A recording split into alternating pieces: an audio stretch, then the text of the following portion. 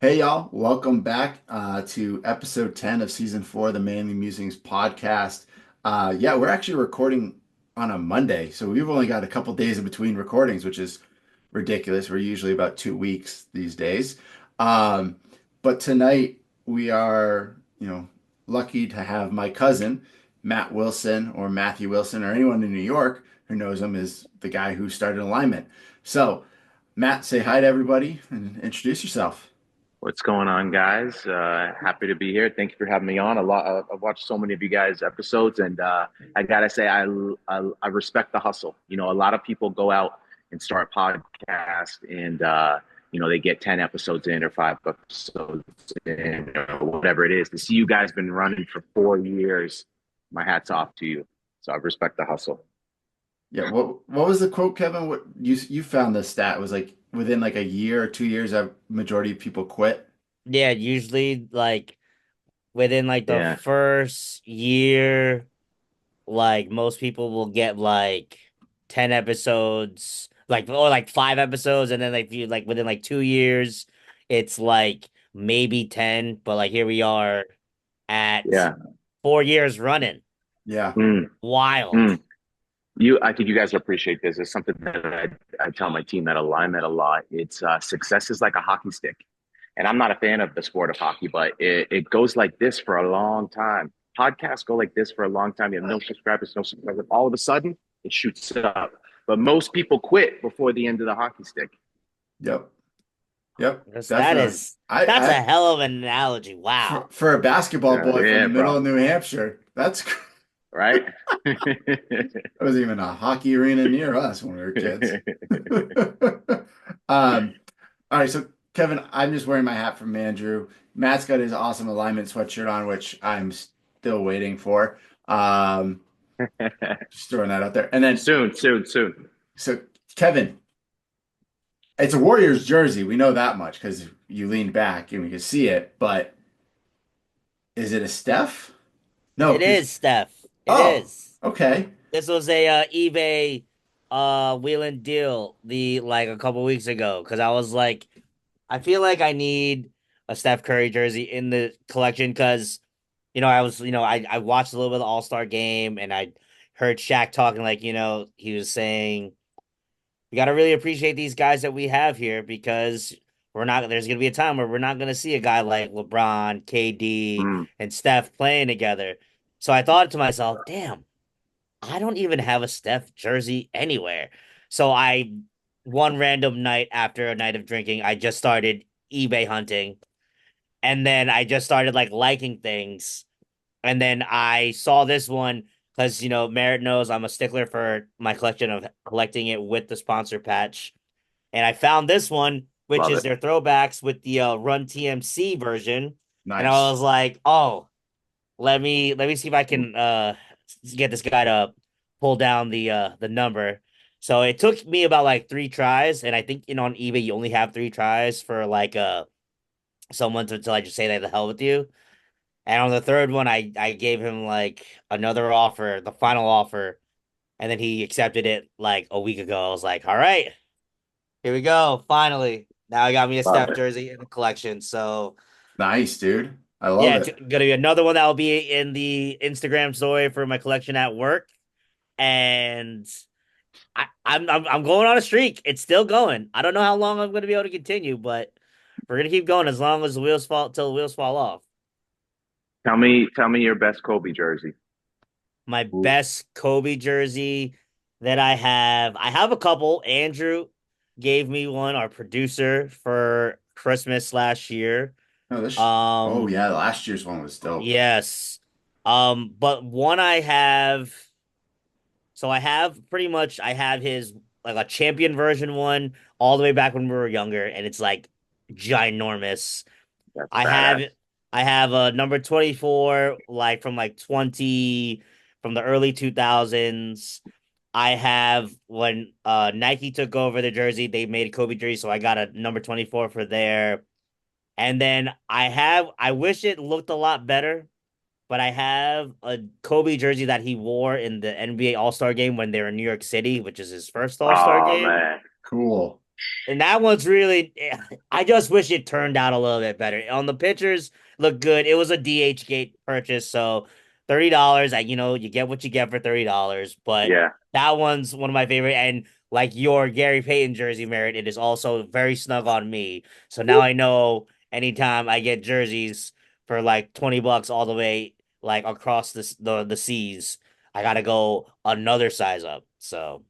But yeah, Well, that's I would say is my favorite Kobe jersey that I have in the collection, and I have many jerseys. yeah, That's awesome. you have so many jerseys, it's ridiculous.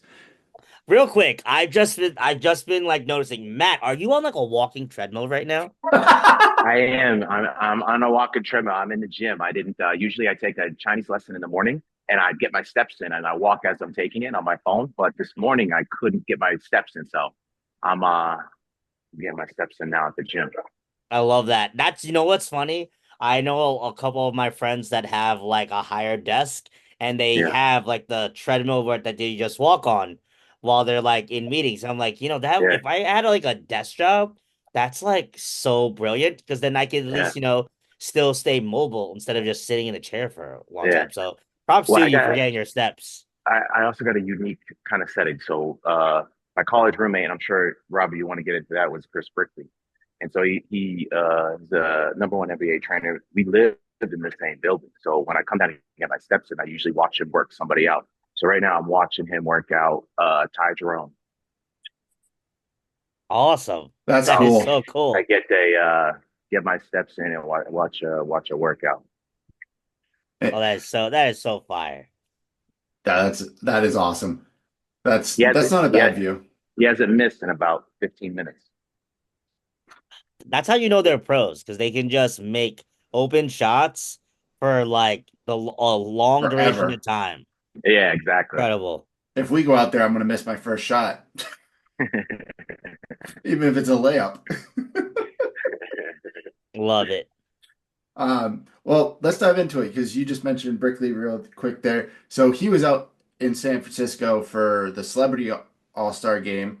I won't lie, Matt. I was shocked that I did not see you out in San Francisco on the sideline somewhere yelling and screaming. Hey man, if I wasn't so busy building alignment here in New York City, I would have definitely been out there to support him. But I watched on TV. I thought he played great. I thought that he was more out there having fun. You saw some of the dimes that he had. He could have, he could have easily showed out if he want to. But I think he still had a great performance. And as a couple of kids from New Hampshire watching him, it was surreal. Yeah, that's I won't I honestly didn't watch much of the NBA All-Star weekend, Mm, to be completely honest with you. But I did see the highlights. I saw that Chris was in it, so I saw his highlights, which was great. yeah, But definitely seeing a kid from Manchester, New Hampshire, being as successful as he is and but also as humble as yeah, he is, it's pretty yeah, awesome to see. yeah. So, um, Kevin, did you watch any of the games last night? Because I didn't watch any of it. I got home from work at the start of the first one, so I tuned in. That I could have sworn that was not competitive at all. The second game with the who was it? With the second game with was it whose other team was on there? I'm drawing a blank, but the second game that played was a lot more exciting. Mhm. And then the third game was just they were going through the motions. And I was like, all right, well, I guess it's time for me to turn this off.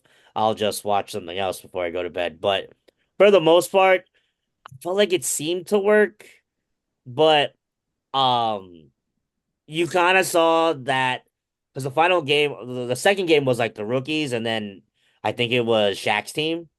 And you could tell like the rookies, like some of them didn't really need to be there. And you like sent the Instagram story to us Yeah. in the little chat, which I think is a hell of an idea. Why don't they have so you can keep your three teams and bring a fourth team in and call them the All-Star snubs, the ones that didn't make it, and just have them play it out? Because then that Be I think that would be a lot competitive. more competitive. More, yeah, absolutely. Or do you do what Giannis said, and get all the best players from the top 12 players in the world versus the top 12 players in the US for an all-star game and move it around all over the world? I think that would be even better. I think that Be- would be great. Because That would be really cool. from what I've read, honestly, I've only highlight I saw was Jason Tatum and Jaylen Brown's highlights from the Celtics. And from what I've heard is they only played 42 minutes of basketball through 3 games, and the other 2.5 hours was just full of stuff Filler. that stuff no one cared about. So, which kind of Yeah, it sucks. was more of like a spectacle instead of like an actual like sporting event. So like, where the Super Bowl is a sporting event with spectacle, it was the reverse. So I think they need to put more basketball in, like they have like have some sort of game or something different. But right now, NBA All-Star Weekend is not winning. It hasn't been winning since like the early 2000s. There's lots of opportunities that can come from it. Like again, it takes a guy that's chilling in the G League right now, and they pull him out once a year to make the slam dunk contest extremely exciting. You gotta do some things to switch it up. And he Which, was not as exciting because he repurposed 2 dunks that we've already seen. well, hold on. Let's let's be honest. Who jumped Were over you it? not impressed No, over him? I'm He not jumped impressed. over the top of the car though, not over the hood like Blake Griffin. It makes Blake Griffin like look like a loser. Blake Griffin did it first. I don't care. And then his little spin I'll around, disagree with that. the kid on the whatever, I don't even know. The hoverboard. Yeah, the hoverboard things. Um, that was impressive because the guy was holding the ball and he dunked 2 balls basically at once. But I think Aaron Gordon's dunk over the mascot doing the same thing was more impressive.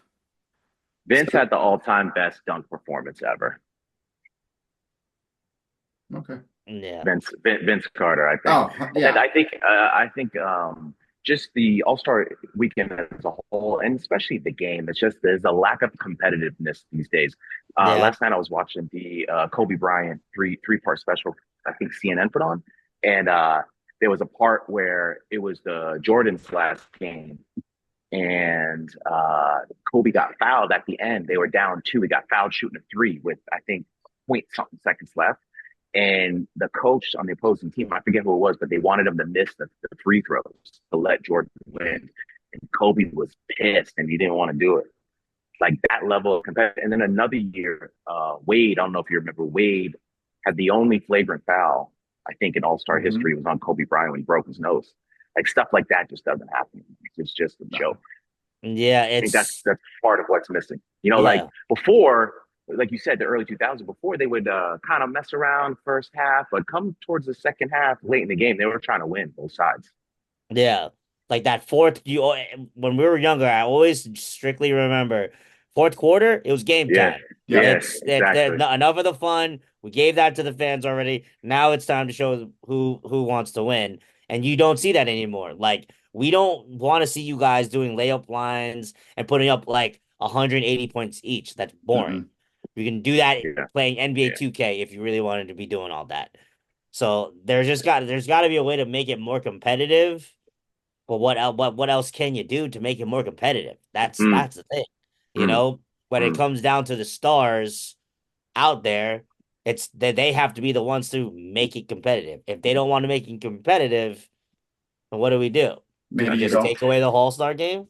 Maybe you get rid of the guys who are the all stars and just bring the snubs up and do something with them because they're going to play. Like they feel Mm. slighted, so they're going to want to come up and just play. So like, why don't we just do top 10 all-star vote getters are on one team, and the next 10 or whatnot are on another team, and it is a dog eat dog world to see who actually say wins.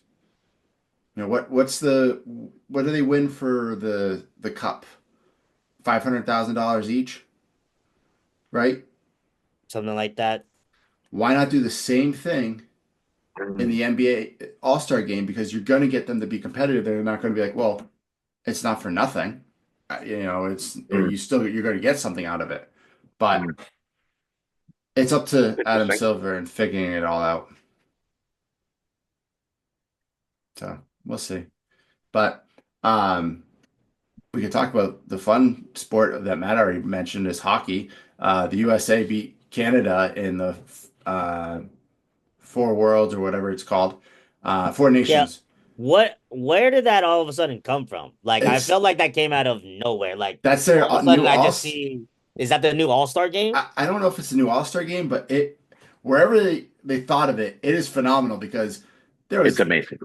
three fights in 9 seconds in the US game. I'm cool with that. It Well, was awesome. isn't It it was, because were they not in like Canada and then they they were, Yeah. booed the national anthem? Yes. yeah. I don't know what Yeah. was better. I don't know what was better, the ass beating during the game or all the memes that came afterwards. And I think that's true for a lot of sports these days, but that was amazing. Yeah. You don't see that in any sport besides because like you think of all the All-Star games out there, none of them are competitive. Hockey is the only one where they want to kill each other, no matter who Yeah, they are. yeah, Yeah. And like some of these guys play on the same team back in the NHL, and they're going to come back and be like, "What's up, bud? How you doing?" You're like nothing happened, which is yeah. phenomenal. Um, let's dive over to West Virginia real quick. Kevin, the girls beat Kansas State today, which is a huge win Oh, for us. bless. I think the final score is like 70 to 59, so good win. Incredible. They needed that. Yeah, and boys, of course, lost to Baylor in overtime on Saturday, per usual. Yay.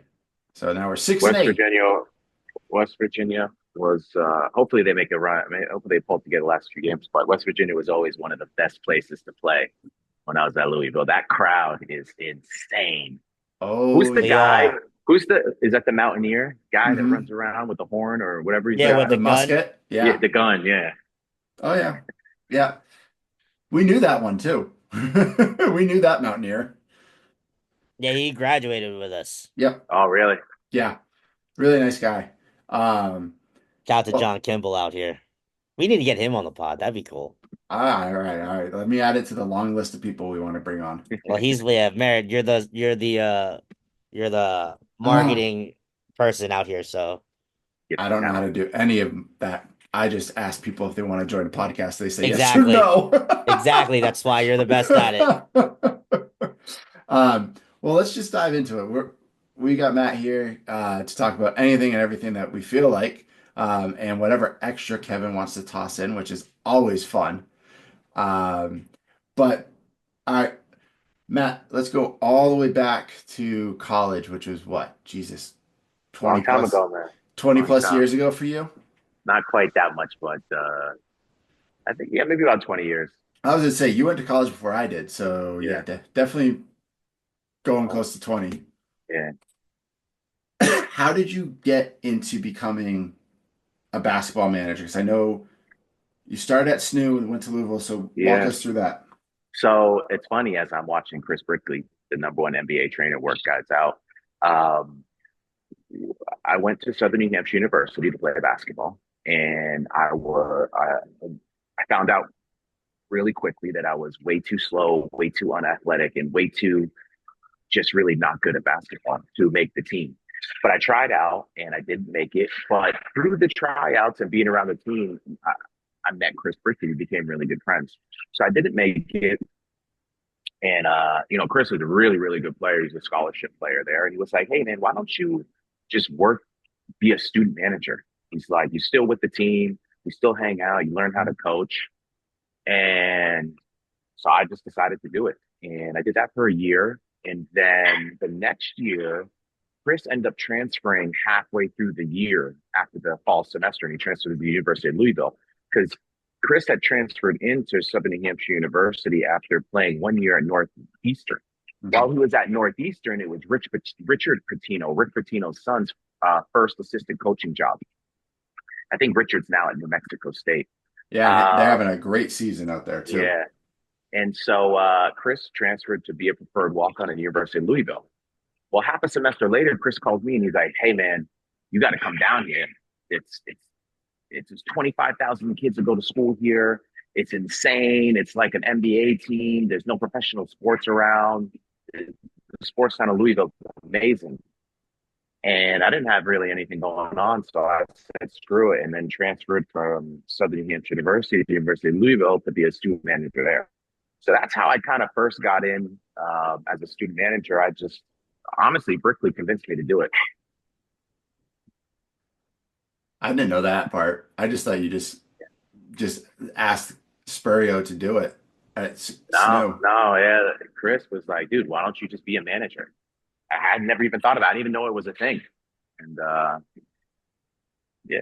And, I mean, at SNU, it was really just holding the clipboard during timeouts and helping out at practice. When I went to Louisville, it was a full-time job. There was 10 of us. Um, you were like little mini coaches. You did anything and everything.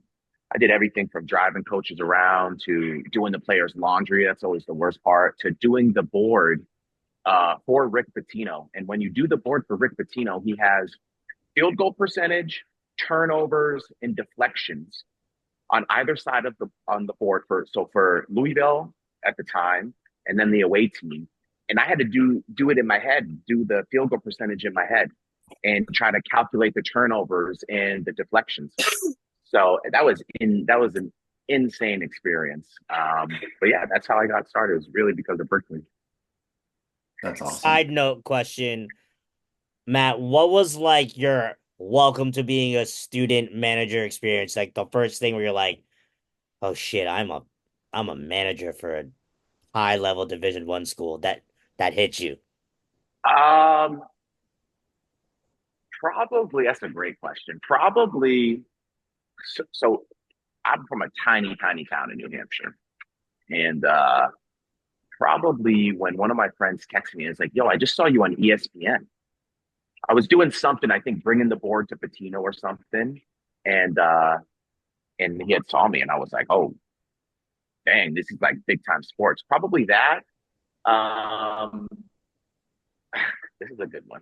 When I first got there, rolled up to campus, and some the star players were driving like S550, be it Benzes Mm, or Range Rovers, and I'm like, okay, this is different from Snoop. So probably those two things I would say. I love that. Oh God, that's phenomenal. All right, what is it? I think I can know one of these answers, but what's the top three moments while being a manager? Damn, that's a good question too.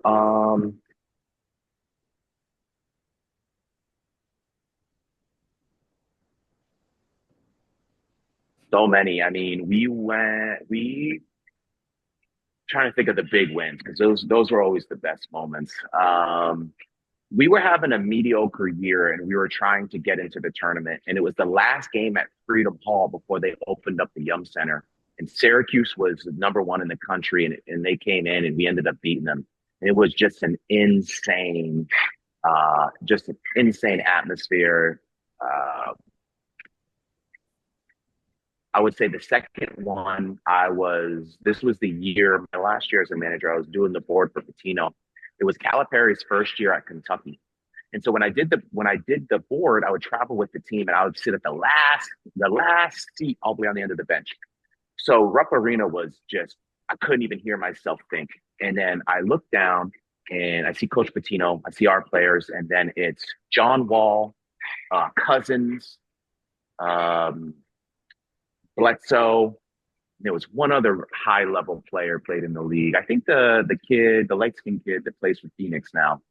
I think it was him. And then I looked down and it was Calipari, and it was just this crazy atmosphere. And I was like, bro, this is two Hall of Fame coaches. I'm down here doing the board. That was an insane experience. That would be number two. And then number three, um, I had some really cool. My last year, I also drove Patino a lot. I had some really cool, just one-on-one moments with him. He's a great dude. He's fiery on the sideline and in practice, but outside of the court, and he's had some blemishes here and there. But he was just a cool guy. Said a lot of things that I didn't know at the time were these little kind of seeds that would like grow in my mind, and later on in life, I would understand what he was saying. So I would say those three things. Well, I can definitely agree with the number one because I remember being at that game because Yeah, that was that senior was day. senior night. Yeah, you were out on the court for that. That was the coolest part of that was standing there and having Patino walk by and like shaking hands with everybody, and I'm going, wow, this is unreal, like Yeah, totally unreal atmosphere. And then going up watching the game with my dad and coming down afterwards and him going, we walked into the locker room. I'm pretty yeah, sure after the game with yeah. you guys, and my dad just says, "Oh, did you see Coach Boeheim?" I was like, "No." He goes, "Oh, I shook his hand and said, 'Good game, coach.'" I'm like, Yeah, where do you have the cojones to even turn around and say anything to Jim Boeheim and be like, "Great game," after they just got this beaten and they shouldn't have even been close to losing that game. No yeah, offense to yeah, the Cardinals. It was Brickley's last year, yeah. like a bunch of them. So I think we were 500. I think we were 9-9. We finished like eighth, but we had beat them twice. Those were our two big wins, and we snuck into the tournament. But yeah, that was an amazing game, amazing atmosphere. Um, Speaking of atmosphere, I remember one of the worst. This is one of the worst losses I experienced at Louisville was at West Virginia, and it was that same year, and it was a close game, back and forth, and West Virginia hit some crazy threes towards the end to seal it. But this was the genius of Coach Pete. I think there might have been only the Syracuse game left. I have to go back and look at the schedule. But everyone thinks he's still fiery and all this. After the game, he wasn't that at all. He knew that his team was in a fragile state and that they needed to beat Syracuse. And he wasn't fiery. He was more calm and more comforting to the players. And then we got back to work in the next few practices and went on to play. I think it was the Syracuse game. I always remember that though. I was like, dang, this is chaotic. It was a big loss, even though they played well. And when you think he's going to freak out, he doesn't. And it was kind of it's till this day I think about it, like the psychology behind it. mhm.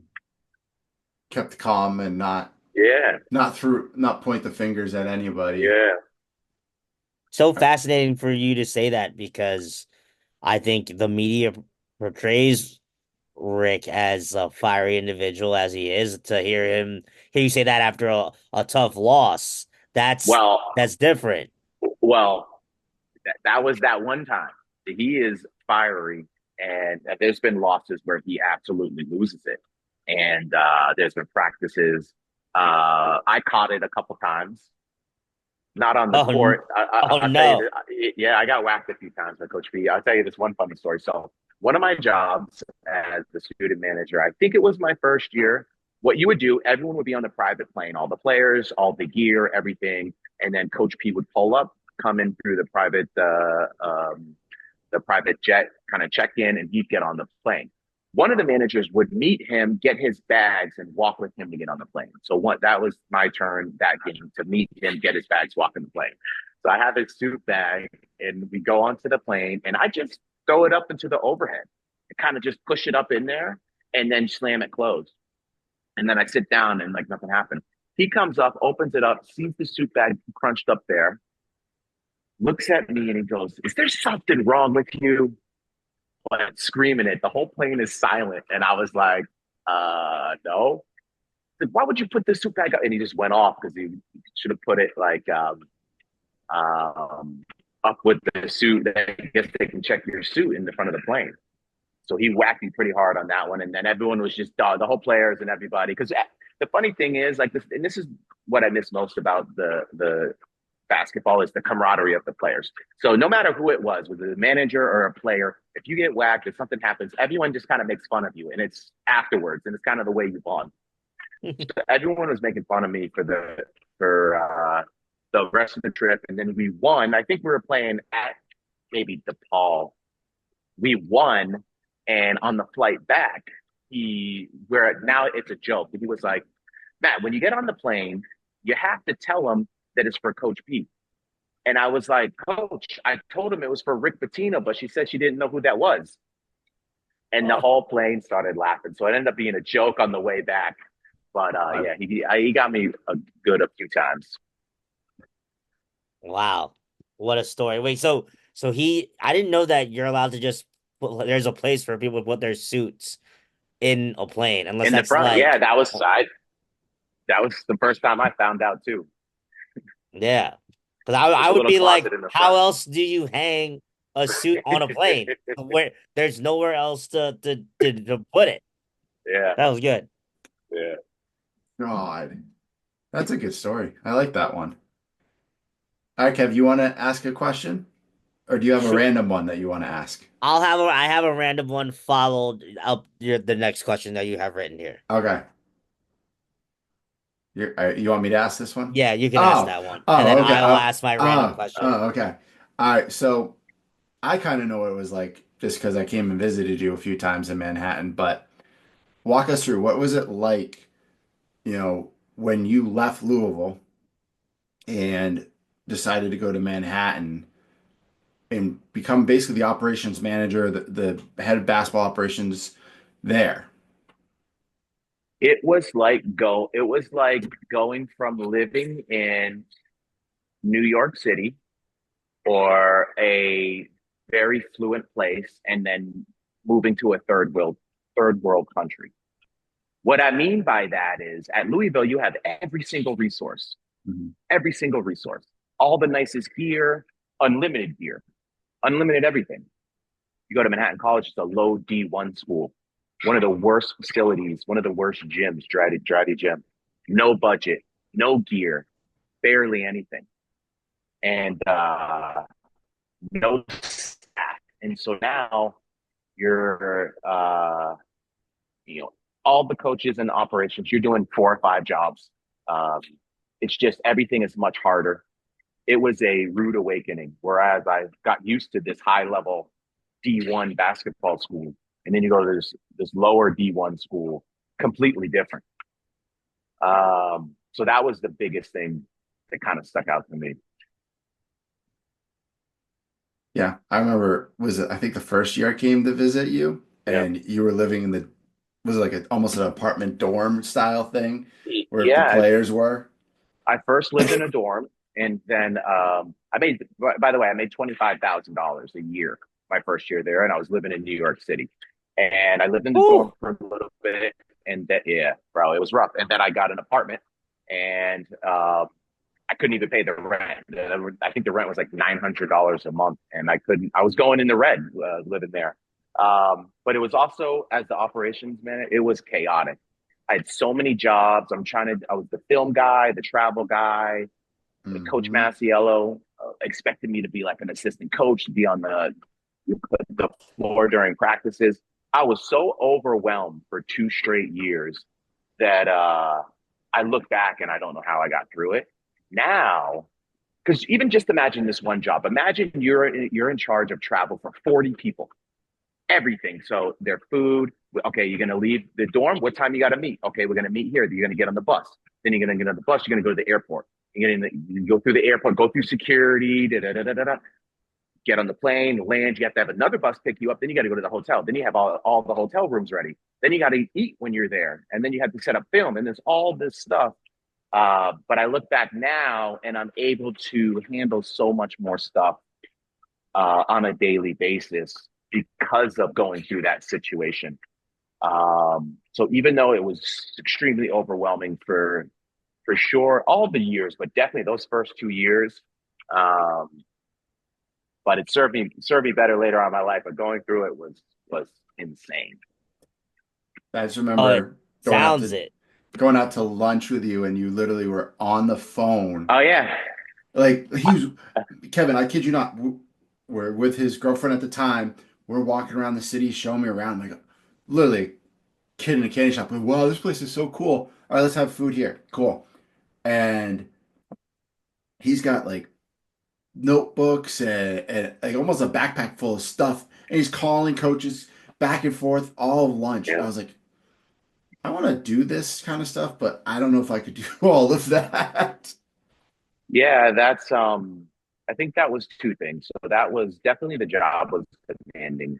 Coaching's crazy, especially you have 15, 20 kids, like young guys, 18. You guys remember what you guys were like at 18, 19, 20, 21.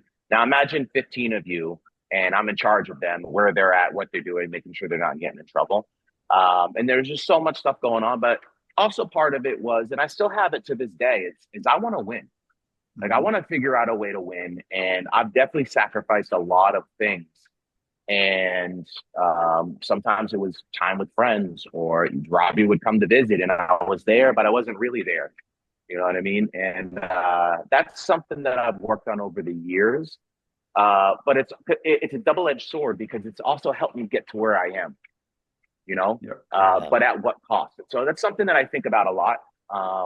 But yeah, those man days were crazy, and I mean, I was a blessing working for Steve Masiello. He's now the top assistant at St. John's, I think the number 10 in the country as of today. And he really pushed me. He taught me a lot of things. And those 3 years were a blessing for sure. Very difficult, but a blessing. All right, Love Kev. that. Your random question time. I feel like it's like I feel like I should have asked it earlier, but this is more of a fun question for you, Matt. Okay. So this is more of a fun question. So what years were you at Louisville one more time? 2008, 9, 10, 11 was my last year. Okay. All right. So out of that And then four they won the year, national championship the year after. oh yeah, that's right. I remember that. In those sleeve jerseys. Gotta love it. Um, out of the four Yeah. years that you were there at Louisville, give me your top five guys that you got to watch play. That you would put as your top five guys that you got to work, that you Ooh. got to see play at Louisville. Yeah. You know what's fun? I mean, Russ Smith is one of my just favorite people in this world. And I remember his first practice, he couldn't even get, because, Rick Pitino's a pressing coach. He couldn't even get the ball over half court. So to see what he did, like what he went on and did and scoring all those points, I got to put him on there just because that kid can put the ball in the hoop. Yeah. Just he could figure out a way. I think Edgar Sosa is one to this day one of the most underrated players, college players ever. That kid could really play, and I think he was going to actually get into the league. He was playing really well in Europe. He was playing for the Puerto Rican team, Dominican or the Dominican or the Puerto Rican team, and Calipari was coaching him. He was killing it, and then he had a gruesome leg injury, Mm. where he same as Paul George, where he snapped his leg, and then he went through a long rehab and didn't end up making the league, but he's had an amazing career in Europe, and now he's starting some different business ventures. So, but he was a killer, man. He was an Oh yeah, I absolute remember him. Yeah, he killer. was And awesome. then I would say Earl Clark. He was a great player. He got drafted, I think, 11 or 13. I remember he had this crazy dunk on the white dude from Notre Dame, Hansborough. No, not Oh, Hansborough. That was UNC. Harangody. Herringody. Herringody, bro. He dunked on Herringody so hard one game. It was amazing. And then I would have to say Terrence Williams. I mean, he was an unbelievable player. Unfortunately, he's in jail now. I do It's remember some that. sort of like insurance fraud. But yeah, on at Louisville, bro, he could pass, he could jump, he could rebound, he could score, he could shoot it a little bit. Super athletic. He's also 6'6", 6'7". He could really, really play. And when he was going, it was hard for anybody to beat us. And then I would say, um, we never had any really like dagger shooters when I was there. We had some guys that could make some shots. So I guess I would say Samardo Samuels to the five. Jersey guy. He ended up getting yeah, Jersey guy, ended up getting drafted, played for Cleveland for a little bit, played a lot of years overseas, Jamaican guy. Those would be the five that come to mind. And then the sixth man, I'll give it to Brickley. Love that. Just throwing out some New Hampshire love right there. Yeah, exactly. Now, this question's not on here, but so I know from seeing your stuff on Instagram, you go out on the court every now and then to shoot. Have you asked Brickley to work with you yet? Well, so about 6 months ago, I was playing a lot. I was working out a lot, overworking out, and then I was playing in a men's league and tore my ACL. And Oh, I've yet to have surgery, so I haven't been playing a lot lately. But we play horse every now and then. I play horse with this video guy next all the time. I Do you love win that. at horse, or does he just? I can't shoot that well, and his video guy can shoot pretty well, so he usually beats me. But I tell him, you said you're watching thousands of hours of the top NBA guys work out. You should be. Yeah, very true. You should have a pretty smooth jumper at that point. All Yeah, right, Kev, exactly. you want to ask another one? Yeah, I got that next one. All right. So after basketball, how did you end up where you are now, Matt? That's a great question. So the coaching was great for the camaraderie and the competitiveness, and you go to the games. Outside of that, it's horrible. It is a horrible job. The day to day is horrible. You have to like track down these players. You're on call 24/7. You're usually working during the holidays, and at that level, you're making no money. I was also going through a lot of personal stuff around that time. I was 23, 24. I had a really rough upbringing, and what I was doing was running from all those problems through basketball, which was a blessing. It got me a lot of opportunities. It got me out of Hillsborough, got me out of New Hampshire, but things started to come up, and I needed to deal with them. And if I'm being honest, and Berkeley and I talk about this sometimes. I didn't have a basketball mind. It was really hard for me to understand the game and to teach it and to coach it. And I tell Berkey all the time, I'd have to watch something 10 times and he'd watch it once and, be able to tell me 10 things about it. I'd have to watch it 10 times to tell you one. He disagrees, but that's how I felt. And a lot of my friends at the time that had went to Louisville as managers were trying to do the coaching thing, and they were in similar situations but they were in the Midwest making no money or down south in these small towns with these D2, D3 schools. And I said, you know what? I'm in New York City. I need to make a change in my life, correct some things. But I also always kind of wanted to get into real estate. And actually, Robbie's dad wasn't a real estate broker or anything like that, but he had a construction company. And there was a pivotal moment in my young life where he picked me up. He had a BMW convertible at the time, and he took me for a ride. And it was the first time I was ever in a nice car. And we kind of had this conversation about the things can be different in your life. And um, so with that said, it always kind of stuck in the back of my head, like, oh, if you're in real estate, you could make money and you could have this nice life because of that experience. So at that time, I decided to get out of coaching. It was really hard. It was difficult because even to this day, some of the closest relationships I have, my best friend in life is the first kid I ever recruited, Trevor Glassman. He is a walk on at Manhattan College. Um, so that's ultimately why I made the switch. I look back now and it was the best decision I ever made. What I've done is take all the things I love about the game and camaraderie with the teams and implement them here at my company at Alignment. So, working together, teamwork, going through adversity, and the recruiting part, that's how I learned how to sell. When I was at Manhattan College, I recruited Zane Waterman to go there, 6'10" kid out of Williamton, North Carolina. And I out recruited St. John's, Charlotte, St. Joe's, and because I sold them. And that's how I figured out how to sell. But that's what I loved about the game and the recruiting part is you convincing someone to go to this school. And Mhm. so I just do that now with $1 million real estate deals. Yeah, that's a little bit better. Yeah, for sure. A little bit better at that end. Um, so walk us through what is alignment, Matt? Like how did you get, because you started off outside of basketball going and working, was it at one of the big high rises, right, as property management? Yeah, so when I made the switch, I got my real estate license. I became a real estate agent here in New York City, and I absolutely hated it. Just the way it was set up. New York City brokers have a bad reputation for a reason. A lot of Mhm. them are just snakes. So I did that for 4 years, didn't really like it. And then I had a friend of mine that said, hey, I think you'd be really good working for a developer. So then I took that job. That was a salary job running a high rise leasing office here in New York City. And then I did that for 6 years. And I really, really liked it. I really liked it. The last 3 years, we're coming out of COVID. The owner of the company would always tell the employees to act as if you're the owner. And so Mhm.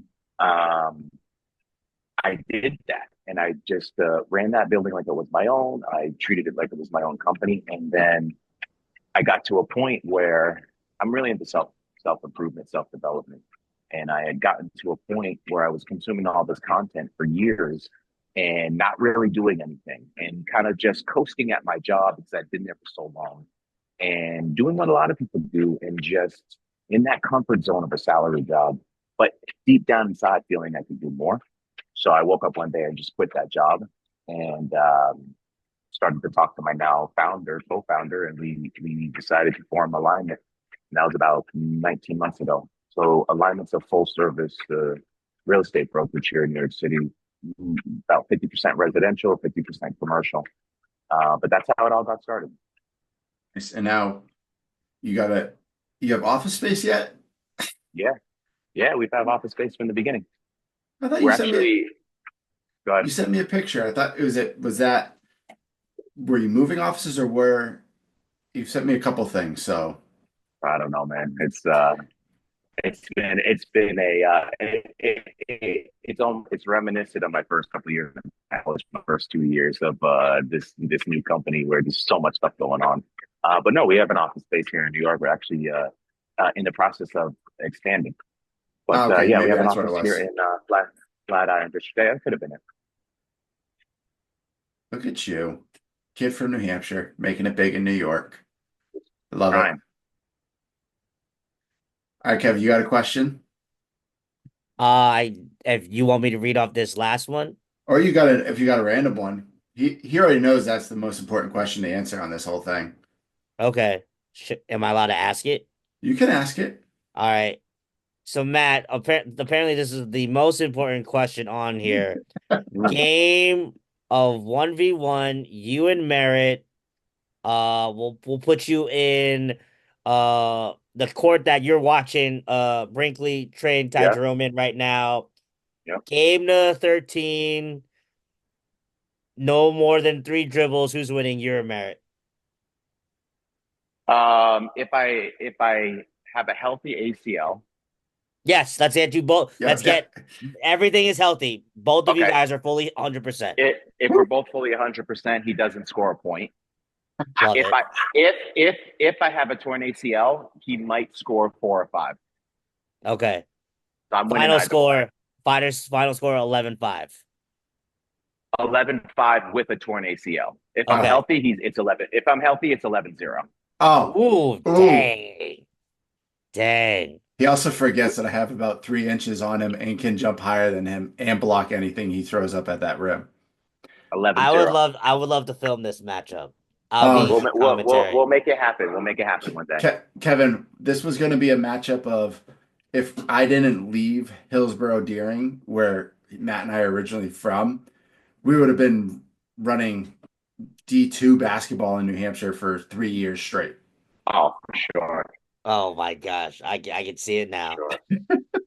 It's New one of Hampshire those. legends. It's one of those where it was like probably a good thing that I didn't go there because I had to live up to my dad, who won, what was it, 1 or 2 state titles at Yeah. Ooh, Hillsborough. Yeah, Yeah. dang. yeah. When your dad's 6'8" and is the only lefty in New Hampshire at that point, yeah, it's pretty good for him. I did not know your dad is 6'8". No wonder you're so Dude, goddamn he's tall. But massive. Yeah. he's shrunk a little bit. He's about 6'6" now. He's getting closer to my eye height, so it's kind of interesting. Oh my gosh. Wild. Yeah, so yeah, it's always fun. Love that. Well, Matt, do you have any questions for us? I know we've bombarded you, so Kevin, what's your favorite jersey you own? Wow. oh That's my a God, great question. that's a hard question. Um, so it's funny because Merritt and I are eventually gonna do like our Mount Rushmore of jerseys that we own or our favorite jerseys ever. So I will go that favorite jersey that I own, and it goes along with the story of how I have it. So I have an authentic Tracy McGrady jersey from the Orlando Magic with the shiny star on it, champion brand. Yeah. I got it this one day. I remember we went to the NBA store before we went to a Knicks game and went with my dad. and I got him to convince me to buy me this jersey because I was like, my grades were good, they were not good, but I fooled him that they were all good, and I got that jersey, and it's still like I can still wear it to this day, still have it all the way since I was in like middle school. So I've Love it. had it for a while. That one probably, if I can only pick one, like say if there's the house went on fire, I could only save one jersey. That's probably the one jersey that I probably will go and save. Just because of how old it is, how long I've had it, and I'm a huge Trace McGrady fan.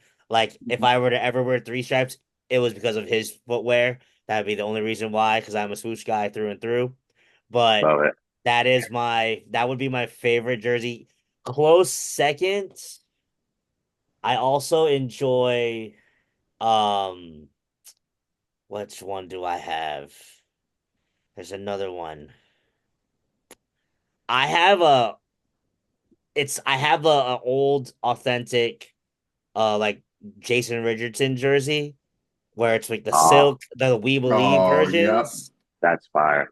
Yeah, when authentic jerseys were like affordable, Yeah. those were that like I would like try and get as many as I can. And I'm the king of obscure jerseys. And I have I like Merritt knows I have a jersey for pretty much every NBA team. Hmm.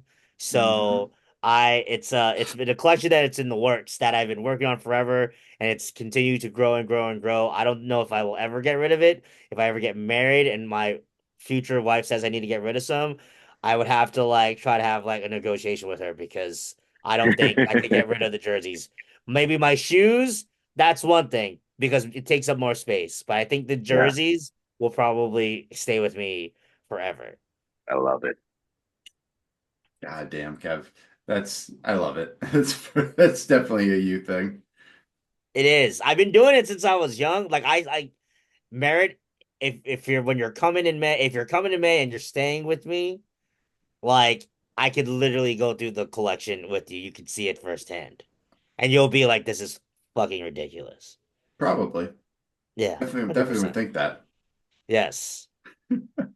Awesome. Anything else, Matt? Let's see if I got something from for Robbie. What's your the best sport moment you have you saw live, Ooh, that you Oh, like a game saw that you went to live. and saw live? Yeah. oh, that's that's really tough because I've been to some really good ones. Yeah. Um, but I think I'm gonna have to go. It's so they're one in one A, like one A, one B. They're that good. Um, one is the last game at Freedom Hall. I think that That was Oh, game crazy. was just electric. Not even just being there to be part of your ceremony and be a part of that, but like just being in the crowd at Louisville gave me that understanding of what college athletics was like, and that's what spurred Yeah. me to leave New University of New Hampshire and go somewhere else, wherever it was going to be. And it was honestly it was Louisville or West Virginia. And the only reason I went to West Virginia is because there wasn't any opportunity to go work on the Louisville basketball team. So I Yeah. went to West Virginia, which was honestly a great decision at the end of the day. Yeah. Um, and then I think the other one is the first opening day at Fenway Park after they broke the curse. Oh. Um, and of course they played the Yankees. Oh. Um, and watching, Bobby Orr, Bill Russell, Teddy Bruschi, all these guys walking out with trophies and stuff, and then they're announcing the lineups, and Mariano Rivera walks out, and everyone starts cheering for him. And I look at my dad, and I'm like, well, why? In my mind, as like a 14, 15-year-old kid, I'm not thinking of what he Right. the year before, but my dad's like, it's because he You blew the game. Yeah. blew game he blew game Four. mm. four, Yeah. and then proceeded to just implode afterwards. And I was like, that's that was cool. Those are the two best things I think I've ever been a part of. at this point in my life. Those are two great ones. Kevin, I don't know if you caught this, but he said the Louisville Syracuse game, right? And that was ultimately he came down to watch me. So, and that was ultimately the reason he went to West Virginia. He met you, and now you guys have this podcast. So, by Yep. association, I'm the reason behind this podcast. You are. You are the reason. You are the reason behind this podcast. Because if we were to rewind all the way back into our first ever episode, in which God married, one day we should do a I don't watch want to. along. No, we should. You Well, have we just to. have to, a watch along of the first ever podcast, just to see how far we have come, speaking wise and everything wise, doing this. And you will, and we go through. There's a good, probably 15 to 20 minute section where he describes you, Matt, in which he Oh, really? discussed you going into him going to Louisville for you because you were the student manager, and that pretty much that when he watched you and watched everything going on at Louisville, that he was like, that's why I'm going to leave New Hampshire, and then that's where we ended up Dude, That's I at West amazing. I Virginia. gotta go watch. That's Matt, amazing. Matt, we literally, when we left, you dropped us off at the airport. My dad and I were sitting waiting for the plane, and I'm looking through flashcards for a test that I had that literally the next day at school. And he looked at me, he goes, "So you mentioned wanting to leave." And I was like, "Yeah, UNH is so small, and I want to do something in sports." And now I'm never going to Yeah. work in sports again after Well, leaving. yeah. I mean, that But happens that way. um, it was something that was there was a draw in there that I was like, I want to do something like Matt's done or Mm, something different.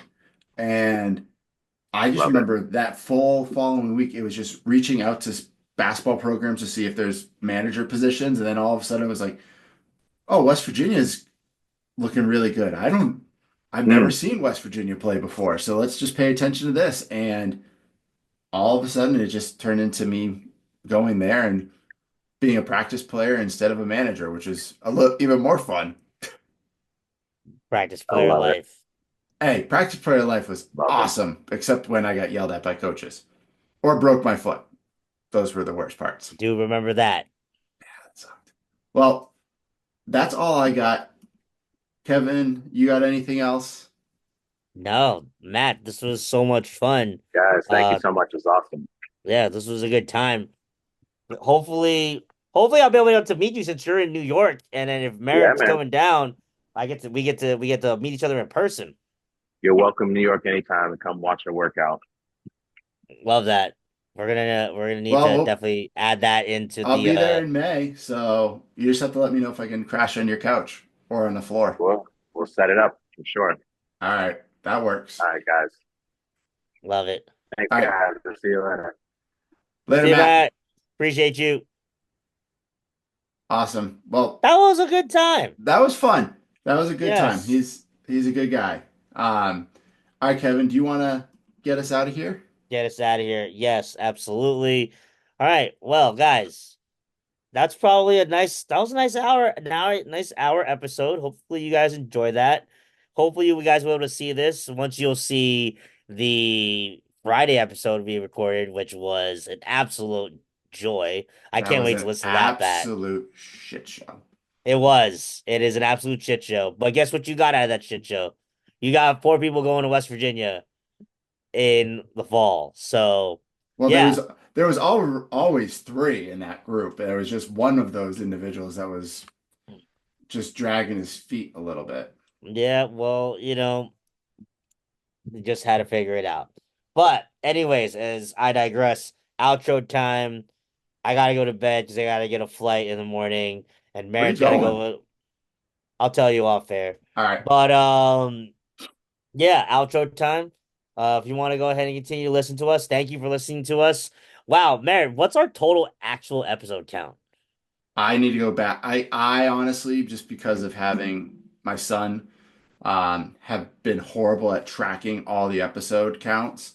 Um, but let's just say 52, 52. We did say like 36 last year.